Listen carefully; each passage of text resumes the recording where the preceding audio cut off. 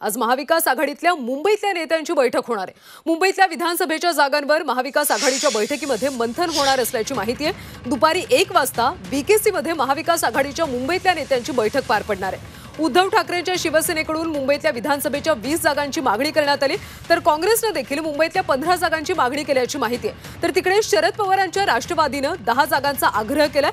त्यामुळे मुंबईतल्या जागा वाटपावर महाविकास आघाडीच्या बैठकीत तोडगा निघणार का, आता हे पाहावं लागेल। आज बैठक आहे, आम्ही चर्चा करू,